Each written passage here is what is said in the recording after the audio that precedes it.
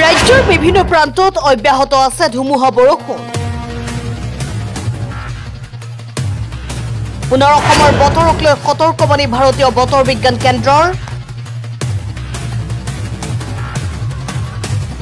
ৰাজ্যৰ 11খনকৈ জিলাত আজি ধুমুহা বৰষুণ অহাৰ সম্ভাৱনা। ৰাজ্যৰ 11খন জিলালৈ ধুমুহা বৰষুণৰ সতৰ্কবাণী। মহানগৰীৰ বাসিন্দা ঘৰৰ ভিতৰতে থকাৰ আহ্বান। মহানগৰীতো আগমন ঘটিছে বৰদৈচিলাৰ, বৰপেটা, দৰং, ধেমাজি, গোৱালপাৰা, কামৰূপ মেট্ৰ, লখিমপুৰ, মৰিগাঁও, নগাঁও, নলবাৰী আৰু পশ্চিম কাৰ্বি আংলঙকে ধৰি কেইবাখনো জিলাত বজ্ৰপাত আৰু সৰুৰ পৰা মধ্যমীয়া বৰষুণৰ সম্ভাৱনা প্ৰকাশ কৰিছে ভাৰতীয় বতৰ বিজ্ঞান কেন্দ্ৰই। বতৰ বিজ্ঞান কেন্দ্ৰৰ মতে আজি মহানগৰীৰ আকাশ ডাৱৰীয়া হৈ থাকিব, লগতে বজ্ৰপাত আৰু বৰষুণ হোৱাৰ সম্ভাৱনা আছে। জনহিতাৰ্থে এই সতৰ্কবাণী জাৰি কৰিছে ৰাজ্যিক দুৰ্যোগ ব্যৱস্থাপনা ASDM কৰ্তৃপক্ষই।